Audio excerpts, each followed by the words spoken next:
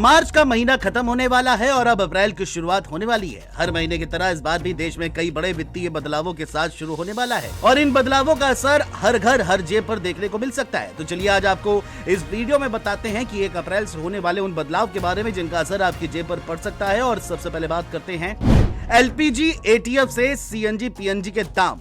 हर महीने की पहली तारीख की तरह ही 1 अप्रैल 2026 की शुरुआत में एलपीजी सिलेंडर की कीमतों में बदलाव के साथ देखने को मिल सकती है। मिडिल ईस्ट में जारी युद्ध की शुरुआत के बाद गहराई एलपीजी किल्लत के बीच पहले ही तेल कंपनियां इनकी कीमतों में इजाफा करके महंगाई का झटका दे चुकी हैं और अब पहली तारीख को नए रेट जारी किए जा सकते हैं। इसके अलावा ऑयल क्राइसिस के बीच हवाई ईंधन यानी एयर टरबाइन फ्यूल की कीमतों में चेंज और सीएनजी, पीएनजी के रेट में बदलाव देखने को मिल सकता है। नया इनकम टैक्स नियम लागू। देश में दूसरा और सबसे बड़ा बदलाव अप्रैल की पहली तारीख से टैक्स से जुड़ा होने जा रहा है और आयकर अधिनियम 2025 मौजूदा कानून की जगह लेगा जो 1961 से लागू है। न्यू इनकम टैक्स रूल के साथ ही टैक्स से जुड़े कई बदलाव देखने को मिलने वाले हैं। सरकार के मुताबिक टैक्स पेयर पर अनुपालन का बोझ कम करने और कानून को आधुनिक आसान बनाने के लिए कई चेंज किए गए हैं। टैक्स से जुड़े कुछ बदलावों की बात करें तो 1 अप्रैल से आईटीआर भरने के लिए जिस फॉर्म 16 की आवश्यकता पड़ती थी, अब आपको फॉर्म 16 नहीं मिलेगा बल्कि उसकी जगह अब दूसरा फॉर्म मिलेगा और उसी फॉर्म का इस्तेमाल आप इनकम टैक्स डॉक्यूमेंट के तौर पर कर सकते हैं।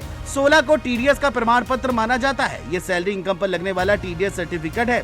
फॉर्म 16A किराया, ब्याज, कारोबार और परामर्श शुल्क जैसी नॉन सैलरी इनकम के लिए टीडीएस प्रमाण पत्र है। इसका नाम भी 1 अप्रैल से बदलकर फॉर्म 131 कर दिया जाएगा। इससे संबंधित तिमाही टीडीएस डिटेल जारी करने की डेट में 15 दिनों के भीतर जारी करना होगा। एचडीएफसी, पीएनबी से बंधन बैंक तक के नियम। अगर आपका खाता एचडीएफसी बैंक, पीएनबी या फिर बंधन बैंक में है और आप इन बैंकों का एटीएम इस्तेमाल करते हैं तो फिर आपके लिए 1 अप्रैल 2026 से एटीएम नियम बदलने जा रहे हैं। प्रमुख बदलावों पर नजर डालें तो एचडीएफसी बैंक की फ्री एटीएम निकासी में अब यूपीआई विड्रॉल को भी काउंट करेगा।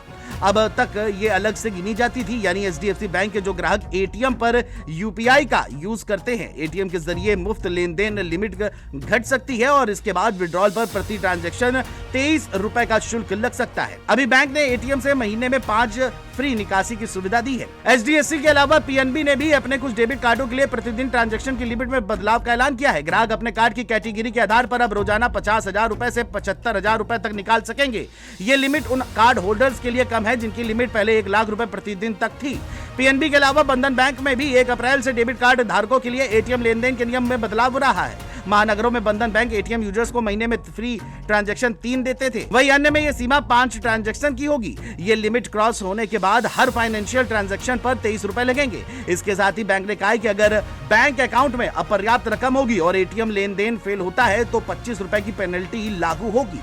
पैन कार्ड से जुड़े नियम। 1 अप्रैल 2026 से होने वाले अन्य बड़े बदलावों में पैन कार्ड से जुड़ा चेंज भी शामिल है। नए नियमों के तहत पैन पाने या उसे अपडेट करने से जुड़े नियम सख्त हो सकते हैं। रिपोर्ट्स की माने तो अब पैन कार्ड से जुड़े आवेदनों के लिए केवल आधार कार्ड पर्याप्त नहीं होगा, आवेदकों को अन्य डॉक्यूमेंट्स भी जमा करने होंगे। इसके साथ ही जो आवेदन पेंडिंग है उन्हें नए नियम होने से पहले पूरा करने के आदेश भी जारी किए गए हैं। रेलवे टिकट कैंसिल करना महंगा। अप्रैल महीने की पहली तारीख से रेल का सफर करने वाले यात्रियों के लिए भी बदलाव होने वाला है। खासतौर पर रेलवे टिकट कैंसिलेशन से जुड़े नियम बदलने जा रहे हैं। 1 अप्रैल से जो नियम लागू होंगे उसके तहत अब कंफर्म रेलवे टिकट रद्द करने पर यात्रियों को ज्यादा पैसे चुकाने होंगे। जैसे कि ट्रेन के छूटने से 8 घंटे पहले कोई रिफंड नहीं मिलेगा। 8 से 24 घंटे पहले रद्द टिकटों पर 50% रिफंड मिलेगा। 24 से 72 घंटे पहले कैंसिल टिकटों पर 25% कटौती होगी। वहीं 72 घंटे पहले टिकट रद्द करने पर सबसे ज्यादा रिफंड मिलेगा। तो ये थे वो बदलाव जो 1 अप्रैल से लागू होंगे और आम जनता की जेब पर कितना बोझ डालेंगे ये तो आने वाला वक्त ही बताएगा। Desk report, GMD news.